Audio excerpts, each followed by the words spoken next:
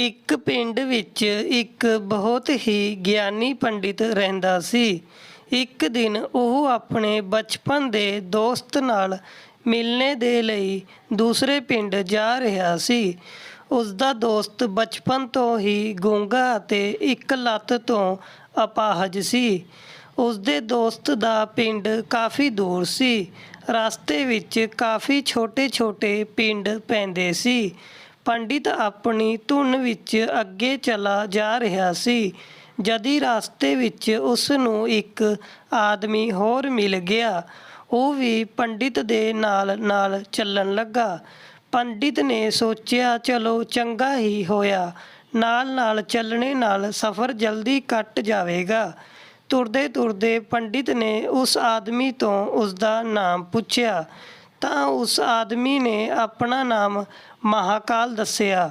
ਪੰਡਿਤ ਨੂੰ ਇਹ ਨਾਮ ਥੋੜ੍ਹਾ ਅਜੀਬ ਜਿਹਾ ਲੱਗਾ, ਪਰ ਪੰਡਿਤ ਨੇ ਨਾਮ ਦੇ ਵਿਸ਼ੇ ਵਿੱਚ ਕੁਝ ਪੁੱਛਣਾ ਉਚਿਤ ਨਹੀਂ ਸਮਝਿਆ।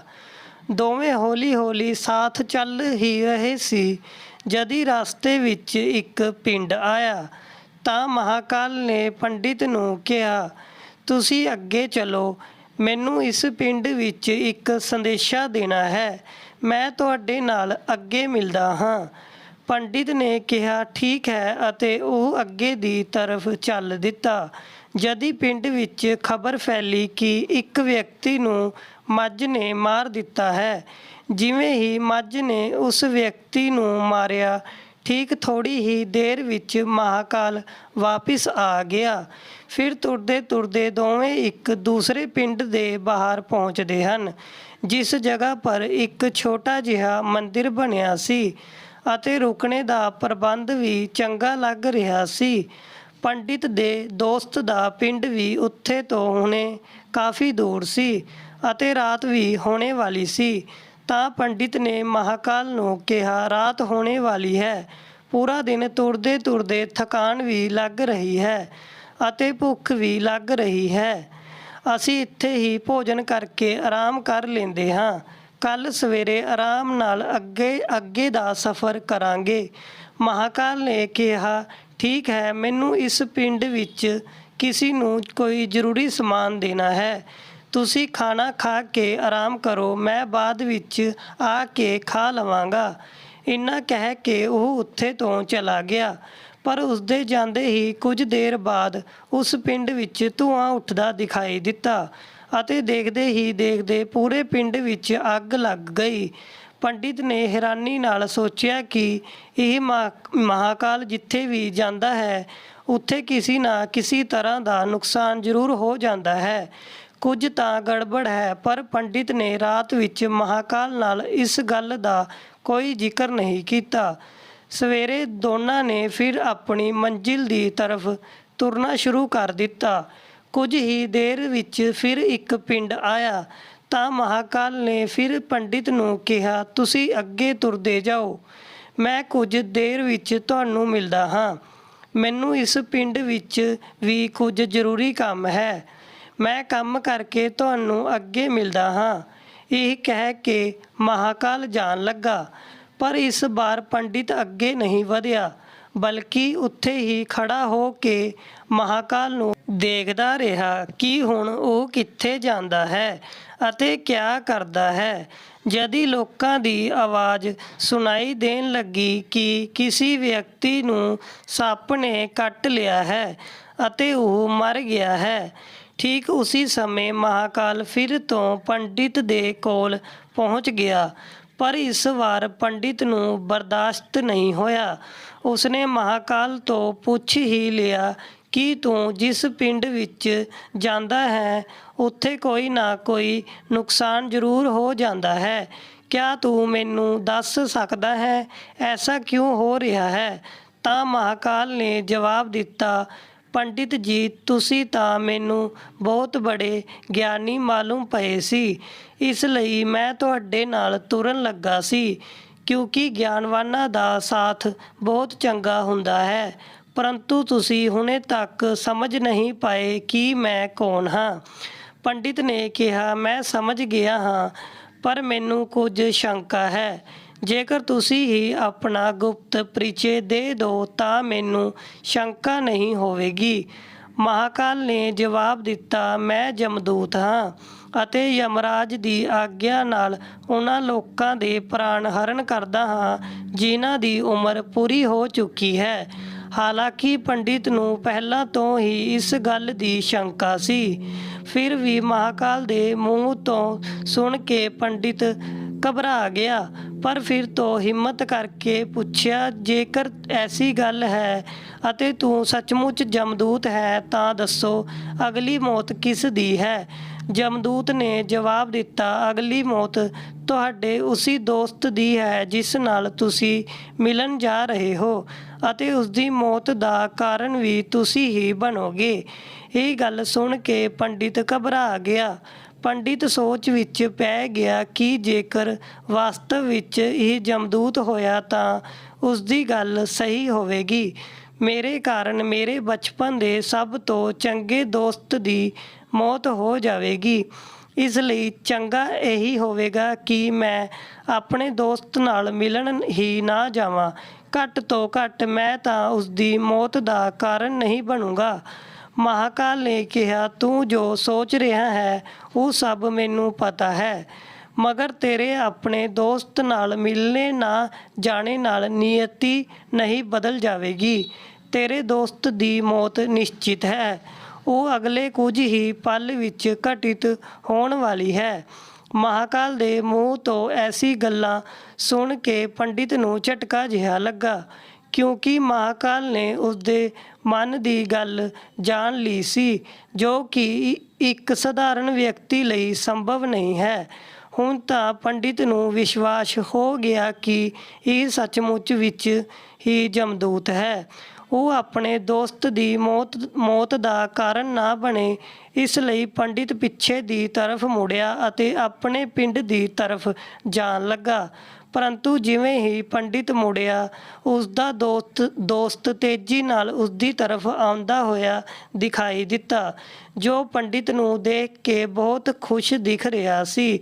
ਆਪਣੇ ਦੋਸਤ ਦੇ ਆਉਣੇ ਦੀ ਗਤੀ ਨੂੰ ਦੇਖ ਕੇ ਪੰਡਿਤ ਨੂੰ ਐਸਾ ਲੱਗਾ ਜਿਵੇਂ ਕਿ ਉਸਦਾ ਦੋਸਤ ਕਾਫੀ ਸਮੇਂ ਤੋਂ ਉਸਦੇ ਪਿੱਛੇ ਹੀ ਆ ਰਿਹਾ ਹੈ, ਪਰ ਉਹ ਬਚਪਨ ਤੋਂ ਹੀ ਗੂੰਗਾ ਸੀ ਅਤੇ ਪੈਰ ਤੋਂ ਅਪਾਹਿਜ ਸੀ। ਇਸ ਲਈ ਨਾ ਤਾਂ ਉਹ ਪੰਡਿਤ ਦੇ ਕੋਲ ਪਹੁੰਚ ਪਾ ਰਿਹਾ ਸੀ ਅਤੇ ਨਾ ਹੀ ਪੰਡਿਤ ਨੂੰ ਆਵਾਜ਼ ਦੇ ਪਾ ਰਿਹਾ ਸੀ। ਪਰ ਜਿਵੇਂ ਹੀ ਉਹ ਪੰਡਿਤ ਦੇ ਕੋਲ ਪਹੁੰਚਿਆ, ਅਚਾਨਕ ਉਸਦੀ ਮੌਤ ਹੋ ਗਈ। ਪੰਡਿਤ ਹੱਕਾ ਬੱਕਾ ਹੋ ਕੇ ਮਹਾਕਾਲ ਦੀ ਤਰਫ ਦੇਖਣ ਲੱਗਾ, ਜਿਵੇਂ ਕਿ ਉਹ ਪੁੱਛਣਾ ਚਾਹ ਰਿਹਾ ਹੋ ਕਿ ਆਖਿਰ ਕਿਆ ਹੋਇਆ। ਮਹਾਕਾਲ ਪੰਡਿਤ ਦੇ ਮਨ ਦੀ ਗੱਲ ਸਮਝ ਗਿਆ ਅਤੇ ਬੋਲਿਆ, ਤੁਹਾਡਾ ਦੋਸਤ ਪਿਛਲੇ ਪਿੰਡ ਤੋਂ ਤੁਹਾਡੇ ਪਿੱਛੇ ਆ ਰਿਹਾ ਸੀ, ਪਰ ਉਹ ਅਪਾਹਿਜ ਅਤੇ ਗੂੰਗਾ ਹੋਣੇ ਦੀ ਵਜ੍ਹਾ ਨਾਲ ਤੁਹਾਡੇ ਤੱਕ ਨਹੀਂ ਪਹੁੰਚ ਸਕਿਆ। ਉਸਨੇ ਆਪਣੀ ਪੂਰੀ ਤਾਕਤ ਲਗਾ ਕੇ ਤੁਹਾਡੇ ਤੱਕ ਪਹੁੰਚਣੇ ਦੀ ਕੋਸ਼ਿਸ਼ ਕੀਤੀ, ਪਰ ਬੁਢਾਪੇ ਵਿੱਚ ਬਚਪਨ ਵਰਗੀ ਤਾਕਤ ਨਹੀਂ ਹੁੰਦੀ। ਇਸ ਲਈ ਦਿਲ ਦਾ ਦੌਰਾ ਪੈਣ ਕਾਰਨ ਤੁਹਾਡੇ ਦੋਸਤ ਦੀ ਮੌਤ ਹੋ ਗਈ, ਕਿਉਂਕਿ ਤੁਹਾਨੂੰ ਮਿਲਣ ਦੇ ਲਈ ਆਪਣੀ ਗਤੀ ਦੀ ਸੀਮਾ ਨੂੰ ਲੰਘਦੇ ਹੋਏ ਉਹ ਤੁਹਾਡੇ ਨਾਲ ਮਿਲਣੇ ਦੇ ਲਈ ਪਿੱਛੇ ਭੱਜ ਰਿਹਾ ਸੀ। ਇਸ ਲਈ ਆਪਣੇ ਦੋਸਤ ਦੀ ਮੌਤ ਦਾ ਕਾਰਨ ਤੁਸੀਂ ਹੀ ਬਣੇ। ਹੁਣ ਪੰਡਿਤ ਨੂੰ ਵਿਸ਼ਵਾਸ ਹੋ ਚੁੱਕਾ ਸੀ ਕਿ ਸੱਚਮੁੱਚ ਇਹ ਮਹਾਕਾਲ ਇੱਕ ਜਮਦੂਤ ਹੈ ਅਤੇ ਉਸਦਾ ਕੰਮ ਜੀਵਾਂ ਦੇ ਪ੍ਰਾਣ ਨੂੰ ਹਰਨਾ ਹੈ। ਪੰਡਿਤ ਇੱਕ ਗਿਆਨੀ ਵਿਅਕਤੀ ਸੀ, ਇਸ ਲਈ ਇਹ ਵੀ ਜਾਣਦਾ ਸੀ ਕਿ ਮੌਤ ਪਰ ਕਿਸੇ ਦਾ ਵੱਸ ਨਹੀਂ ਚੱਲਦਾ। ਸਾਰੇ ਜੀਵਾਂ ਨੂੰ ਇੱਕ ਨਾ ਇੱਕ ਦਿਨ ਮਰਨਾ ਹੀ ਹੈ। ਇਹ ਸੋਚ ਕੇ ਉਸਨੇ ਆਪਣੇ ਆਪ ਨੂੰ ਸੰਭਾਲ ਲਿਆ, ਪਰ ਅਚਾਨਕ ਪੰਡਿਤ ਦੇ ਮਨ ਵਿੱਚ ਖੁਦ ਦੀ ਮੌਤ ਦੇ ਬਾਰੇ ਵਿੱਚ ਜਾਣਨੇ ਦੀ ਇੱਛਾ ਹੋਈ। ਇਸ ਲਈ ਉਸਨੇ ਮਹਾਕਾਲ ਤੋਂ ਪੁੱਛਿਆ, ਜਦ ਮੌਤ ਮੇਰੇ ਦੋਸਤ ਦੀ ਹੋਣੀ ਸੀ ਤਾਂ ਤੁਸੀਂ ਸ਼ੁਰੂ ਤੋਂ ਹੀ ਮੇਰੇ ਨਾਲ ਕਿਉਂ ਚੱਲ ਰਹੇ ਸੀ? ਮਹਾਕਾਲ ਨੇ ਜਵਾਬ ਦਿੱਤਾ, ਮੈਂ ਤਾਂ ਸਾਰਿਆਂ ਦੇ ਨਾਲ ਚੱਲਦਾ ਹਾਂ ਅਤੇ ਹਰ ਪਲ ਚੱਲਦਾ ਰਹਿੰਦਾ ਹਾਂ, ਪਰ ਲੋਕ ਪਛਾਣ ਨਹੀਂ ਪਾਉਂਦੇ ਕਿਉਂਕਿ ਲੋਕਾਂ ਦੇ ਕੋਲ ਆਪਣੀਆਂ ਸਮੱਸਿਆਵਾਂ ਦੇ ਇਲਾਵਾ ਕਿਸੇ ਹੋਰ ਵਿਅਕਤੀ, ਵਸਤੂ ਜਾਂ ਘਟਨਾ ਦੇ ਸੰਬੰਧ ਵਿੱਚ ਸੋਚਣੇ, ਸਮਝਣੇ ਅਤੇ ਦੇਖਣੇ ਦਾ ਸਮੇਂ ਹੀ ਨਹੀਂ ਹੁੰਦਾ। ਪੰਡਿਤ ਨੇ ਕਿਹਾ, ਕਿਆ ਤੁਸੀਂ ਦੱਸ ਸਕਦੇ ਹੋ ਕਿ ਮੇਰੀ ਮੌਤ ਕਦ ਅਤੇ ਕਿਵੇਂ ਹੋਵੇਗੀ? ਮਹਾਕਾਲ ਨੇ ਕਿਹਾ, ਹਾਲਾਂਕਿ ਕਿਸੇ ਆਮ ਜੀਵ ਨੂੰ ਇਹ ਜਾਣਨਾ ਠੀਕ ਨਹੀਂ ਹੈ, ਕਿਉਂਕਿ ਕੋਈ ਵੀ ਜੀਵ ਆਪਣੀ ਮੌਤ ਦੇ ਬਾਰੇ ਵਿੱਚ ਜਾਣ ਕੇ ਦੁਖੀ ਹੀ ਹੁੰਦਾ ਹੈ, ਪਰ ਤੁਸੀਂ ਗਿਆਨੀ ਵਿਅਕਤੀ ਪ੍ਰਤੀਤ ਹੁੰਦੇ ਹੋ ਅਤੇ ਆਪਣੇ ਦੋਸਤ ਦੀ ਮੌਤ ਨੂੰ ਤੁਸੀਂ ਜਿੰਨੀ ਆਸਾਨੀ ਨਾਲ ਸਹਿਨ ਕਰ ਲਿਆ ਹੈ, ਉਸ ਨੂੰ ਦੇਖ ਕੇ ਲੱਗਦਾ ਹੈ ਕਿ ਤੁਸੀਂ ਆਪਣੀ ਮੌਤ ਦੇ ਬਾਰੇ ਵਿੱਚ ਜਾਣ ਕੇ ਵੀ ਦੁਖੀ ਨਹੀਂ ਹੋਵੋਗੇ। ਇਸ ਲਈ ਮੈਂ ਤੈਨੂੰ ਦੱਸ ਦਿੰਦਾ ਹਾਂ ਕਿ ਤੇਰੀ ਮੌਤ ਅੱਜ ਤੋਂ ਠੀਕ 6 ਮਹੀਨੇ ਬਾਅਦ ਅੱਜ ਦੇ ਹੀ ਦਿਨ ਕਿਸੇ ਦੂਸਰੇ ਰਾਜ ਵਿੱਚ ਫਾਂਸੀ ਲੱਗਣੇ ਨਾਲ ਹੋਵੇਗੀ। ਅਤੇ ਸਭ ਤੋਂ ਹੈਰਾਨੀ ਵਾਲੀ ਗੱਲ ਇਹ ਹੋਵੇਗੀ ਕਿ ਤੁਸੀਂ ਖੁਦ ਖੁਸ਼ੀ ਨਾਲ ਫਾਂਸੀ ਨੂੰ ਸਵੀਕਾਰ ਕਰ ਲਵੋਗੇ। ਇੰਨਾ ਕਹਿ ਕੇ ਮਹਾਕਾਲ ਜਾਣ ਲੱਗਾ, ਕਿਉਂਕਿ ਮਹਾਕਾਲ ਦਾ ਪੰਡਿਤ ਦੇ ਨਾਲ ਤੁਰਦੇ ਰਹਿਣੇ ਦਾ ਹੁਣ ਕੋਈ ਕਾਰਨ ਨਹੀਂ ਸੀ। ਪੰਡਿਤ ਵੀ ਆਪਣੇ ਦੋਸਤ ਦਾ ਦਹਿ ਸੰਸਕਾਰ ਅਤੇ ਬਾਕੀ ਰਸਮਾਂ ਕਰਕੇ ਆਪਣੇ ਪਿੰਡ ਚਲਾ ਗਿਆ। ਪਰ ਕੋਈ ਵਿਅਕਤੀ, ਕਿੰਨਾ ਵੀ ਗਿਆਨੀ ਕਿਉਂ ਨਾ ਹੋ, ਆਪਣੀ ਮੌਤ ਦੀ ਗੱਲ ਸੁਣ ਕੇ ਦੁਖੀ ਤਾਂ ਹੁੰਦਾ ਹੀ ਹੈ ਅਤੇ ਮੌਤ ਤੋਂ ਬਚਣੇ ਦੇ ਲਈ ਕੁਝ ਨਾ ਕੁਝ ਕਰਦਾ ਹੀ ਹੈ। ਤਾਂ ਪੰਡਿਤ ਨੇ ਵੀ ਕੀਤਾ। ਪੰਡਿਤ ਵਿਦਵਾਨ ਸੀ, ਇਸ ਲਈ ਉਸਦੀ ਪ੍ਰਸਿੱਧੀ ਉਸ ਰਾਜ ਦੇ ਰਾਜੇ ਤੱਕ ਸੀ। ਉਸ ਪੰਡਿਤ ਨੇ ਸੋਚਿਆ ਕਿ ਰਾਜੇ ਦੇ ਕੋਲ ਤਾਂ ਕਾਫੀ ਗਿਆਨੀ ਮੰਤਰੀ ਹਨ, ਉਹ ਮੇਰੀ ਮੌਤ ਨਾਲ ਸੰਬੰਧਿਤ ਸਮੱਸਿਆ ਦਾ ਕੋਈ ਨਾ ਕੋਈ ਹੱਲ ਕੱਢ ਹੀ ਲੈਣਗੇ। ਪੰਡਿਤ ਇਹ ਸੋਚਦੇ ਹੋਏ ਰਾਜ ਦਰਬਾਰ ਵਿੱਚ ਪਹੁੰਚ ਜਾਂਦਾ ਹੈ ਅਤੇ ਉਸਨੇ ਉੱਥੇ ਜਾ ਕੇ ਰਾਜੇ ਨੂੰ ਸਾਰੀ ਗੱਲ ਦੱਸੀ। ਰਾਜੇ ਨੇ ਇਹ ਗੱਲ ਆਪਣੇ ਮੰਤਰੀਆਂ ਨੂੰ ਦੱਸੀ ਅਤੇ ਉਹਨਾਂ ਤੋਂ ਸਲਾਹ ਮੰਗੀ। ਅੰਤ ਵਿੱਚ ਸਾਰਿਆਂ ਨੇ ਵਿਚਾਰ ਕਰਕੇ ਕਿਹਾ ਕਿ ਜੇਕਰ ਪੰਡਿਤ ਦੀ ਗੱਲ ਸਹੀ ਹੈ ਤਾਂ ਇਹ ਨਿਸ਼ਚਿਤ ਹੈ ਕਿ ਉਸਦੀ ਮੌਤ 6 ਮਹੀਨੇ ਦੇ ਬਾਅਦ ਹੀ ਹੋਵੇਗੀ। ਪਰ ਮੌਤ ਤਦ ਹੋਵੇਗੀ ਜਦ ਉਹ ਦੂਸਰੇ ਰਾਜ ਵਿੱਚ ਜਾਵੇਗਾ। ਜੇਕਰ ਉਹ ਦੂਸਰੇ ਰਾਜ ਵਿੱਚ ਜਾਵੇਗਾ ਹੀ ਨਹੀਂ ਤਾਂ ਮੌਤ ਵੀ ਨਹੀਂ ਹੋਵੇਗੀ।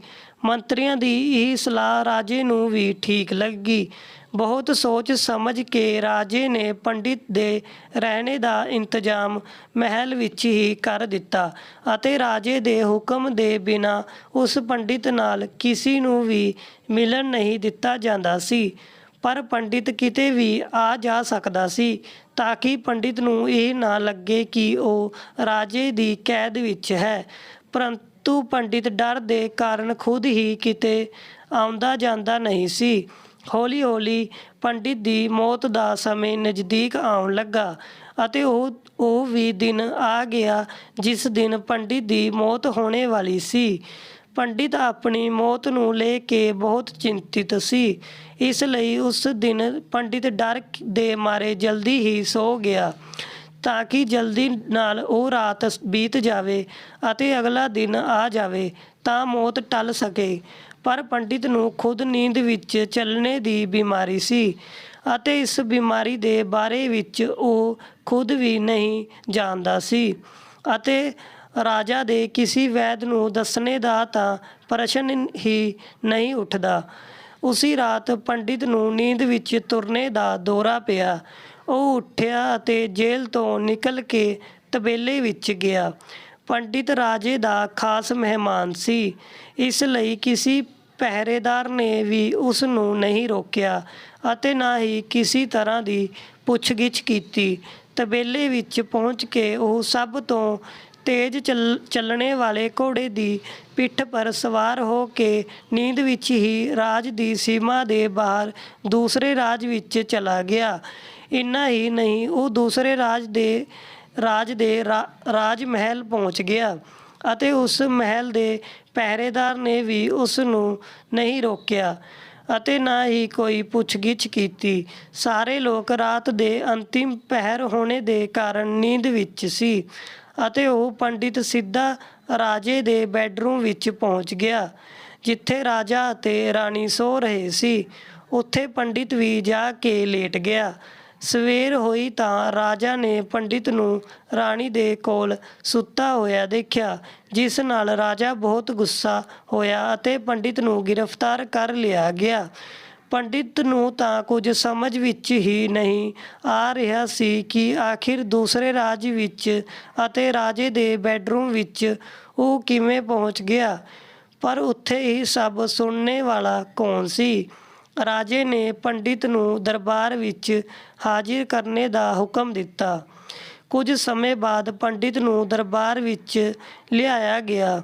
ਕੁਝ ਸਮੇਂ ਬਾਅਦ ਰਾਜਾ ਦਾ ਦਰਬਾਰ ਲੱਗਾ, ਜਿੱਥੇ ਰਾਜਾ ਨੇ ਪੰਡਿਤ ਨੂੰ ਦੇਖਿਆ ਅਤੇ ਦੇਖਦੇ ਹੀ ਗੁੱਸਾ ਹੋ ਕੇ ਪੰਡਿਤ ਨੂੰ ਫਾਂਸੀ ਪਰ ਚੜ੍ਹਾ ਦੇਣੇ ਦਾ ਹੁਕਮ ਸੁਣਾ ਦਿੱਤਾ। ਫਾਂਸੀ ਦੀ ਸਜ਼ਾ ਸੁਣ ਕੇ ਪੰਡਿਤ ਕੰਬ ਗਿਆ। ਫਿਰ ਵੀ ਕੁਝ ਹਿੰਮਤ ਕਰਕੇ ਉਸਨੇ ਰਾਜੇ ਨੂੰ ਕਿਹਾ ਕਿ ਮੈਂ ਇਹ ਨਹੀਂ ਜਾਣਦਾ ਹਾਂ ਕਿ ਮੈਂ ਰਾਜ ਮਹਿਲ ਵਿੱਚ ਕਿਵੇਂ ਪਹੁੰਚਿਆ, ਅਤੇ ਇਹ ਵੀ ਨਹੀਂ ਜਾਣਦਾ ਹਾਂ ਕਿ ਮੈਂ ਤੁਹਾਡੇ ਬੈੱਡਰੂਮ ਵਿੱਚ ਕਿਵੇਂ ਆਇਆ, ਅਤੇ ਤੁਹਾਡੇ ਰਾਜ ਦੇ ਕਿਸੇ ਪਹਿਰੇਦਾਰ ਨੇ ਮੈਨੂੰ ਰੋਕਿਆ ਕਿਉਂ ਨਹੀਂ। ਪਰ ਮੈਂ ਇੰਨਾ ਜਾਣਦਾ ਹਾਂ ਕਿ ਅੱਜ ਮੇਰੀ ਮੌਤ ਹੋਣੀ ਸੀ ਅਤੇ ਹੁਣ ਸੱਚ ਵਿੱਚ ਹੋਣੇ ਜਾ ਰਹੀ ਹੈ। ਰਾਜੇ ਨੂੰ ਇਹ ਗੱਲ ਥੋੜ੍ਹੀ ਅਟਪਟੀ ਲੱਗੀ। ਉਸਨੇ ਪੁੱਛਿਆ, ਤੈਨੂੰ ਕਿਵੇਂ ਪਤਾ ਕਿ ਅੱਜ ਤੇਰੀ ਮੌਤ ਹੋਣੀ ਹੀ ਹੈ? ਤੂੰ ਕਹਿਣਾ ਕਿਆ ਚਾਹੁੰਦਾ ਹੈ? ਰਾਜਾ ਦੇ ਇਸ ਸਵਾਲ ਦੇ ਜਵਾਬ ਵਿੱਚ ਪੰਡਿਤ ਨੇ ਮਹਾਕਾਲ ਨਾਲ ਮਿਲਣੇ ਦੀ ਕਹਾਣੀ ਦੱਸ ਦਿੱਤੀ ਅਤੇ ਕਿਹਾ ਕਿ ਮਹਾਰਾਜ, ਮੇਰਾ ਕਿਆ ਕਿਸੇ ਵੀ ਆਮ ਵਿਅਕਤੀ ਵਿੱਚ ਇੰਨਾ ਸਾਹਸ ਨਹੀਂ ਕਿ ਉਹ ਰਾਜਾ ਦੇ ਬੈੱਡਰੂਮ ਵਿੱਚ ਰਾਜਾ ਦੀ ਮੌਜੂਦਗੀ ਵਿੱਚ ਰਾਣੀ ਦੇ ਕੋਲ ਚਲਾ ਜਾਵੇ ਅਤੇ ਸੋ ਜਾਵੇ। ਰਾਜਾ ਨੂੰ ਪੰਡਿਤ ਦੀ ਗੱਲ ਵਿੱਚ ਥੋੜ੍ਹੀ ਸੱਚਾਈ ਦਿਖਾਈ ਦਿੱਤੀ, ਪਰੰਤੂ ਉਸਨੇ ਸੋਚਿਆ ਕਿ ਇਹ ਮੌਤ ਤੋਂ ਬਚਣੇ ਦੇ ਲਈ ਅਤੇ ਆਪਣੀ ਮੌਤ ਦੀ ਭਵਿੱਖਬਾਣੀ ਦਾ ਬਹਾਨਾ ਬਣਾ ਰਿਹਾ ਹੈ। ਇਸ ਲਈ ਰਾਜਾ ਨੇ ਪੰਡਿਤ ਨੂੰ ਕਿਹਾ, ਜੇਕਰ ਤੇਰੀ ਇਹ ਗੱਲ ਸੱਚ ਹੈ ਅਤੇ ਅੱਜ ਤੇਰੀ ਮੌਤ ਦਾ ਦਿਨ ਹੈ, ਜੈਸਾ ਕਿ ਤੇਰੇ ਮਹਾਕਾਲ ਨੇ ਕਿਹਾ ਸੀ, ਤਾਂ ਤੇਰੀ ਮੌਤ ਦਾ ਕਾਰਨ ਮੈਂ ਨਹੀਂ ਬਣੂੰਗਾ। ਪਰ ਜੇਕਰ ਇਹ ਗੱਲ ਝੂਠੀ ਨਿਕਲੀ ਤਾਂ ਨਿਸ਼ਚਿਤ ਹੀ ਅੱਜ ਤੇਰੀ ਮੌਤ ਦਾ ਦਿਨ ਹੋਵੇਗਾ, ਕਿਉਂਕਿ ਪੜੋਸੀ ਰਾਜ ਦਾ ਰਾਜਾ ਉਸਦਾ ਦੋਸਤ ਸੀ। ਉਸਨੇ ਤੁਰੰਤ ਸਿਪਾਹੀਆਂ ਦੇ ਹੱਥ ਦੂਸਰੇ ਰਾਜ ਦੇ ਰਾਜਾ ਨੂੰ ਪੱਤਰ ਭੇਜਿਆ ਅਤੇ ਪੰਡਿਤ ਦੀ ਗੱਲ ਦੀ ਸੱਚਾਈ ਦਾ ਸਬੂਤ ਮੰਗਿਆ। ਸ਼ਾਮ ਤੱਕ ਭੇਜੇ ਗਏ ਸੈਨਿਕ ਵਾਪਿਸ ਮੁੜੇ ਅਤੇ ਉਹਨਾਂ ਨੇ ਦੱਸਿਆ, ਮਹਾਰਾਜ, ਪੰਡਿਤ ਜੋ ਕਹਿ ਰਿਹਾ ਹੈ ਪੂਰੀ ਤਰ੍ਹਾਂ ਸੱਚ ਹੈ। ਦੂਸਰੇ ਰਾਜ ਦੇ ਰਾਜਾ ਨੇ ਪੰਡਿਤ ਨੂੰ ਰਹਿਣੇ ਦੇ ਲਈ ਆਪਣੇ ਹੀ ਮਹਿਲ ਵਿੱਚ ਪੂਰਾ ਪ੍ਰਬੰਧ ਕਰ ਰੱਖਿਆ ਸੀ ਅਤੇ ਪਿਛਲੇ 6 ਮਹੀਨੇ ਤੋਂ ਪੰਡਿਤ ਰਾਜਾ ਦਾ ਮਹਿਮਾਨ ਸੀ। ਕੱਲ੍ਹ ਰਾਜਾ ਇਸ ਨਾਲ ਆਖਰੀ ਵਾਰ ਮਿਲੇ ਸੀ। ਇਸ ਦੇ ਬਾਅਦ ਇਸ ਰਾਜ ਵਿੱਚ ਇਹ ਕਿਵੇਂ ਪਹੁੰਚਿਆ, ਇਸ ਦੀ ਜਾਣਕਾਰੀ ਕਿਸੇ ਨੂੰ ਨਹੀਂ ਹੈ। ਇਸ ਲਈ ਉਸ ਰਾਜ ਦੇ ਰਾਜਾ ਦੇ ਅਨੁਸਾਰ ਪੰਡਿਤ ਨੂੰ ਫਾਂਸੀ ਦੀ ਸਜ਼ਾ ਦੇਣਾ ਉਚਿਤ ਨਹੀਂ ਹੈ। ਪਰ ਰਾਜਾ ਦੇ ਲਈ ਇੱਕ ਨਵੀਂ ਸਮੱਸਿਆ ਆ ਗਈ, ਕਿਉਂਕਿ ਉਸਨੇ ਬਿਨਾਂ ਕੁਝ ਜਾਣੇ ਹੀ ਪੰਡਿਤ ਨੂੰ ਫਾਂਸੀ ਦੀ ਸਜ਼ਾ ਸੁਣਾ ਦਿੱਤੀ ਸੀ। ਇਸ ਲਈ ਜੇਕਰ ਸਜ਼ਾ ਫਾਂਸੀ ਨਹੀਂ ਦਿੱਤੀ ਜਾਵੇ ਤਾਂ ਰਾਜਾ ਦੇ ਕਥਨ ਦਾ ਅਪਮਾਨ ਹੋ ਜਾਵੇਗਾ, ਅਤੇ ਜੇਕਰ ਰਾਜਾ ਦੇ ਦੁਆਰਾ ਦਿੱਤੀ ਗਈ ਸਜ਼ਾ ਦਾ ਮਾਣ ਰੱਖਿਆ ਜਾਵੇ ਤਾਂ ਪੰਡਿਤ ਦੀ ਬਿਨਾਂ ਵਜ੍ਹਾ ਹੀ ਮੌਤ ਹੋ ਜਾਵੇਗੀ। ਰਾਜੇ ਨੇ ਆਪਣੇ ਸਾਰੇ ਮੰਤਰੀਆਂ ਨਾਲ ਇਸ ਬਾਰੇ ਚਰਚਾ ਕੀਤੀ। ਸਾਰੇ ਮੰਤਰੀਆਂ ਨੇ ਸੁਝਾਅ ਦਿੱਤਾ ਕਿ ਮਹਾਰਾਜ, ਪੰਡਿਤ ਨੂੰ ਇੱਕ ਕੱਚੇ ਸੂਤ ਨਾਲ ਫਾਂਸੀ ਲਗਵਾ ਦੇਵੋ। ਇਸ ਨਾਲ ਤੁਹਾਡੇ ਕਥਨ ਦਾ ਵੀ ਮਾਣ ਰਹਿ ਜਾਵੇਗਾ ਅਤੇ ਕੱਚੇ ਸੂਤ ਦੇ ਧਾਗੇ ਨਾਲ ਪੰਡਿਤ ਨੂੰ ਵੀ ਫਾਂਸੀ ਨਹੀਂ ਲੱਗੇਗੀ ਅਤੇ ਉਸਦੇ ਪ੍ਰਾਣ ਬਚ ਜਾਣਗੇ। ਰਾਜਾ ਨੂੰ ਇਹ ਸੁਝਾਅ ਚੰਗਾ ਲੱਗਾ। ਉਸਨੇ ਐਸਾ ਹੀ ਹੁਕਮ ਸੁਣਾ ਦਿੱਤਾ। ਪੰਡਿਤ ਦੇ ਲਈ ਕੱਚੇ ਧਾਗੇ ਦੇ ਸੂਤ ਦਾ ਫਾਂਸੀ ਦਾ ਫੰਦਾ ਬਣਾਇਆ ਗਿਆ ਅਤੇ ਨਿਯਮ ਦੇ ਅਨੁਸਾਰ ਪੰਡਿਤ ਨੂੰ ਫਾਂਸੀ ਪਰ ਚੜ੍ਹਾਇਆ ਜਾਣ ਲੱਗਾ। ਸਾਰੇ ਲੋਕ ਖੁਸ਼ ਸੀ ਕਿ ਨਾ ਤਾਂ ਪੰਡਿਤ ਮਰੇਗਾ ਅਤੇ ਨਾ ਹੀ ਰਾਜਾ ਦਾ ਵਚਨ ਝੂਠਾ ਪਵੇਗਾ। ਪੰਡਿਤ ਨੂੰ ਵੀ ਵਿਸ਼ਵਾਸ ਸੀ ਕਿ ਸੂਤ ਦੇ ਤਾਂ ਧਾਗੇ ਨਾਲ ਤਾਂ ਉਸਦੀ ਮੌਤ ਹੋ ਹੀ ਨਹੀਂ ਸਕਦੀ। ਇਸ ਲਈ ਉਹ ਵੀ ਖੁਸ਼ੀ-ਖੁਸ਼ੀ ਫਾਂਸੀ ਪਰ ਚੜ੍ਹਨੇ ਨੂੰ ਤਿਆਰ ਸੀ, ਜੈਸਾ ਕਿ ਮਹਾਕਾਲ ਨੇ ਉਸ ਨੂੰ ਕਿਹਾ ਸੀ। ਪਰ ਜਿਵੇਂ ਹੀ ਪੰਡਿਤ ਨੂੰ ਫਾਂਸੀ ਦਿੱਤੀ ਗਈ, ਸੂਤ ਦਾ ਧਾਗਾ ਤਾਂ ਟੁੱਟ ਗਿਆ, ਪਰ ਟੁੱਟਣੇ ਤੋਂ ਪਹਿਲਾਂ ਉਸਨੇ ਆਪਣਾ ਕੰਮ ਕਰ ਦਿੱਤਾ ਸੀ। ਪੰਡਿਤ ਦੇ ਗਲੇ ਦੀ ਨਸ ਸੂਤ ਦੇ ਤਾਂ ਧਾਗੇ ਨਾਲ ਕੱਟ ਚੁੱਕੀ ਸੀ ਅਤੇ ਪੰਡਿਤ ਜ਼ਮੀਨ ਪਰ ਪਿਆ ਤੜਫ ਰਿਹਾ ਸੀ। ਹਰ ਧੜਕਣ ਦੇ ਨਾਲ ਉਸਦੇ ਗਲੇ ਤੋਂ ਖੂਨ ਦੀ ਫੁਹਾਰ ਨਿਕਲ ਰਹੀ ਸੀ ਅਤੇ ਦੇਖਦੇ ਹੀ ਦੇਖਦੇ ਪੰਡਿਤ ਦਾ ਸਰੀਰ ਪੂਰੀ ਤਰ੍ਹਾਂ ਨਾਲ ਸ਼ਾਂਤ ਹੋ ਗਿਆ। ਸਾਰੇ ਲੋਕ ਹੈਰਾਨ ਸੀ, ਪੰਡਿਤ ਨੂੰ ਮਰਦੇ ਦੇਖ ਰਹੇ ਸੀ। ਕਿਸੇ ਨੂੰ ਵਿਸ਼ਵਾਸ ਹੀ ਨਹੀਂ ਹੋ ਰਿਹਾ ਸੀ ਕਿ ਇਸ ਕਮਜ਼ੋਰ ਜਿਹੇ ਧਾਗੇ ਨਾਲ ਕਿਸੇ ਦੀ ਮੌਤ ਹੋ ਸਕਦੀ ਹੈ। ਪਰ ਘਟਨਾ ਘਟ ਚੁੱਕੀ ਸੀ। ਨਿਯਤੀ ਨੇ ਆਪਣਾ ਕੰਮ ਕਰ ਦਿੱਤਾ ਸੀ। ਜੋ ਹੋਣਾ ਹੁੰਦਾ ਹੈ ਉਹ ਹੋ ਕੇ ਹੀ ਰਹਿੰਦਾ ਹੈ। ਅਸੀਂ ਚਾਹੇ ਜਿੰਨੀ ਵੀ ਸਾਵਧਾਨੀਆਂ ਵਰਤੀਏ, ਜਿੰਨਾ ਵੀ ਉਪਾਅ ਕਰੀਏ, ਪਰ ਹਰ ਘਟਨਾ ਅਤੇ ਘਟਨਾ ਦੀ ਪੂਰੀ ਪ੍ਰਣਾਲੀ ਪਹਿਲਾਂ ਤੋਂ ਹੀ ਤੈਅ ਹੁੰਦੀ ਹੈ, ਜਿਸ ਨੂੰ ਅਸੀਂ ਥੋੜ੍ਹਾ ਜਿਹਾ ਵੀ ਇੱਧਰ ਉੱਧਰ ਨਹੀਂ ਕਰ ਸਕਦੇ। ਇਸ ਲਈ ਈਸ਼ਵਰ ਨੇ ਸਾਨੂੰ ਭਵਿੱਖ ਜਾਣਨੇ ਦੀ ਸ਼ਮਤਾ ਨਹੀਂ ਦਿੱਤੀ ਹੈ, ਤਾਂ ਕਿ ਅਸੀਂ ਆਪਣੇ ਜੀਵਨ ਨੂੰ ਜ਼ਿਆਦਾ ਬਿਹਤਰ ਢੰਗ ਨਾਲ ਜੀ ਸਕੀਏ। ਅਤੇ ਇਹੀ ਗੱਲ ਉਸ ਪੰਡਿਤ ਪਰ ਵੀ ਲਾਗੂ ਹੁੰਦੀ ਹੈ। ਜੇਕਰ ਪੰਡਿਤ ਨੇ ਮਹਾਕਾਲ ਤੋਂ ਆਪਣੀ ਮੌਤ ਦੇ ਬਾਰੇ ਵਿੱਚ ਨਾ ਪੁੱਛਿਆ ਹੁੰਦਾ ਤਾਂ 6 ਮਹੀਨੇ ਰਾਜਾ ਦੀ ਕੈਦ ਵਿੱਚ ਡਰ ਕੇ ਜੀਣੇ ਦੀ ਬਜਾਏ ਜ਼ਿਆਦਾ ਬਿਹਤਰ ਜੀਵਨ ਜੀਂਦਾ। ਧੰਨਵਾਦ ਜੀ। ਸਟੋਰੀ ਕਿਵੇਂ ਲੱਗੀ ਲਾਈਕ ਕਮੈਂਟ ਕਰਕੇ ਜ਼ਰੂਰ ਦੱਸੋ ਜੀ।